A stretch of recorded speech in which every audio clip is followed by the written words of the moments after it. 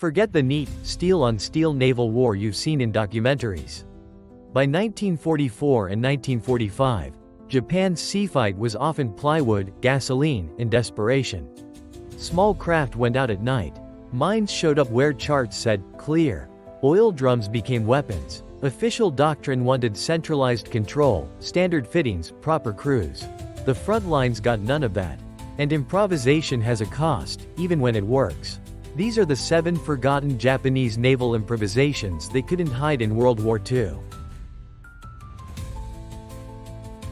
Number 7. Explosive motorboats. The surprise attack craft you weren't meant to notice. Japanese naval doctrine preferred torpedoes, aircraft, and submarine systems with ranges, fire control, and trained crews. Special attack boats were the opposite.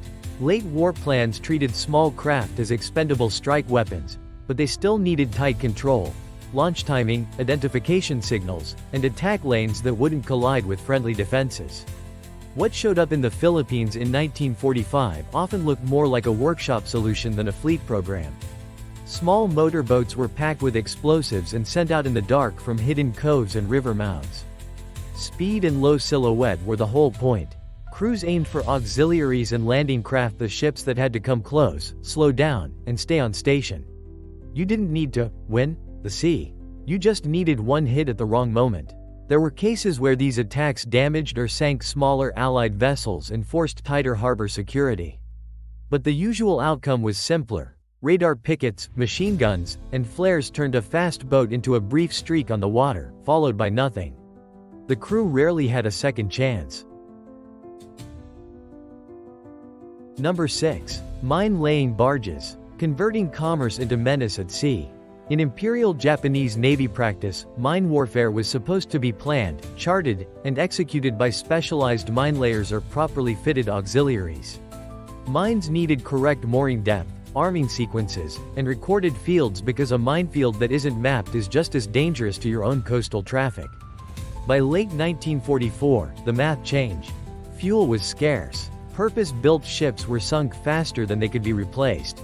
So slow civilian barges and small coastal craft were adapted to carry and drop mines in the approaches to threatened anchorages, especially in the Ryukyus as Okinawa came into focus.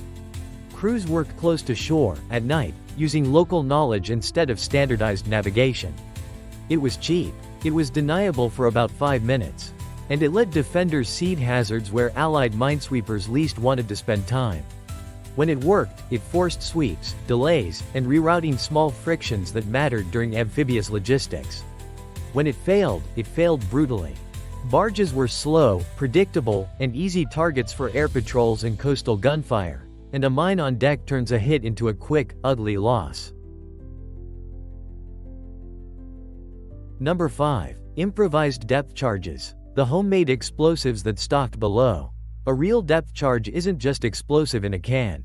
It needs predictable sink rate, safe handling, and a fuse that can be set for depth. Japanese Navy patterns like Type 95 were engineered for that, and doctrine assumed trained crews using racks or throwers with said drill because mishandled anti-sub weapons kill friends fast. In the Philippines in 1945, some defenders didn't have that system anymore. In restricted water harbor mouths, channels, river approaches, improvisation took over. Oil drums were filled with explosive and rigged with crude fusing, then rolled or dropped into likely submarine paths. The logic was rational. In shallow water you don't need perfect depth settings, just a blast close enough to shake a boat, force it off station, or make it surface. There are accounts from actions around Cebu of these makeshift charges disrupting submarine operations, noise, concussion, broken periscope time. But they were inconsistent. Some sank too slowly, some detonated at the wrong depth, and some were as dangerous to the men handling them as to any submarine. It was a weapon that punished mistakes immediately. Number 4. Improvised torpedo mounts. Turning fishing boats into silent killers. Torpedoes were supposed to be launched from platforms that could handle their weight, recoil forces, and aiming requirements. Destroyers, submarines, or designed motor torpedo boats. Even shore tubes needed alignment, stable mounting, and firing circuits that wouldn't misfire under spray and vibration. Late in the war, in contested waters around the Philippines, Japanese forces sometimes tried to push torpedoes onto whatever floated.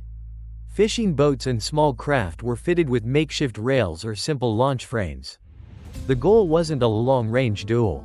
It was a close ambush in cluttered coastal traffic, at night, where a small boat could look like background noise until it wasn't. The problem was physics. These mounts shifted. Aim was crude. A boat that wallowed in swell could throw off a shot by degrees and degrees at torpedo ranges as a clean miss. In the best cases, an unexpected launch forced Allied escorts to maneuver hard and break formation. In the worst, torpedoes broached, ran erratic, or detonated dangerously close, turning a cheap weapon into a self-inflicted loss. If you were the one riding that fishing boat, would you trust the torpedo or the darkness to do the real work? Before we move on, what's the smarter gamble? Slow mine laying that delays an invasion, or a fast one-shot attack boat that might never get through? Tell us your pick in the comments. And if you want World War II history without the movie polish, subscribe. Top 3 gets even messier. Number 3. Jury-rigged AT guns on landing craft. The wrong platform for the right kind of panic. A landing craft was supposed to be a tool, not a gunfight. Standard practice kept them light, reliable, and easy to beach, with weapons limited to simple mounts for local defense. Heavy anti-aircraft or anti-tank guns belonged on prepared positions or proper escorts, with stable platforms, trained crews, and ammunition stowage that wouldn't cook off.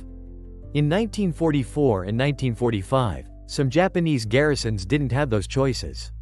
So they bolted whatever they could onto whatever they could still move. Type 96 25mm machine guns, even light field pieces on barges and landing craft meant for cargo. Extra planking, improvised shields, sandbags where the deck flexed. The idea was ugly but logical. Get a gun to a shoreline gap, a river mouth, or a threatened pier before the next airstrike erased the position.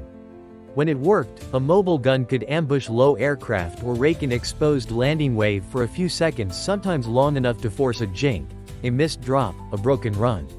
But the platform fought back. Recoil shifted mounts. Top weight made craft wallow. A hit that might have been survivable on land could detonate stacked ammunition and end the crew in one flash. Number 2. Camouflaged coastal launch rails. A hidden weapon that still needed a straight line. Coastal defense doctrine wanted fixed batteries, surveyed fields of fire, range cards, protected magazines. If you were going to launch a torpedo or rocket-like anti-ship weapon from shore, it was supposed to sit in a designed emplacement with predictable alignment and controlled firing, because coastal shots are geometry, not courage. Under air attack, geometry had to hide. In places like the Philippines and later around the home islands, defenders experimented with launch rails and simple shore tubes that could be concealed, cut into a slope, masked with netting, faced with scrap timber to look like a shed or retaining wall. Crews hauled the weapon into place only at night. They tried to keep the rail straight, the angle consistent, the firing circuit dry. The goal was a short-range ambush into narrow channels where ships had limited room to maneuver. It sometimes paid off. A sudden shore launch could force destroyers to shear off, slow down, or bombard from farther out, buying a few hours for evacuation or resupply. But concealment created its own failure mode. Misalignment, damp electrics, or a rough improvised rail could send the weapon into the water early or back into the position, turning secrecy into a self-inflicted casualty list. Number 1. Field-built demolition charges for harbor attacks. When sabotage becomes the last form of sea power. Harbor demolition wasn't supposed to be ad hoc. Naval engineering manuals emphasized calculated charges, proper primers, timed fuses, and clear responsibilities, because underwater blast is unforgiving, and a mistake kills the team before it touches the target. In theory, you used standardized blocks, issued detonators, and rehearsed placement. Late war reality was whatever explosives could be found and made to function. Salvaged shells were stripped for filler. Demolition blocks were cut down and wrapped. Fuses were improvised to buy minutes in the dark, or none at all when escape wasn't part of the plan. Teams moved by small boat, by swimming, sometimes by crawling along pilings. They aimed for what harbors depend on: fuel dumps, ammunition lighters, cranes, pier supports, things a battleship can't replace with armor. There were cases where these attacks burned stores, damaged piers, and forced tighter Allied harbor security, slowing unload cycles. But the failure rate was brutal. Charges got waterlogged, timers misfired, patrols caught swimmers and searchlights. And an improvised detonator doesn't care who built it when it decides to go early. Across all 7, the pattern isn't heroism or incompetence. It's friction. Doctrine demands standard parts, clean chains of command, and predictable conditions. War delivers shortages, night work, and men betting their lives on hardware that was never meant to exist. Improvisation can buy time. It can also spend lives for inches. If you want World War II history without simplification or mythology, subscribe to Brass and Blitz. We'll keep following the real machines and the real choices past the official diagrams.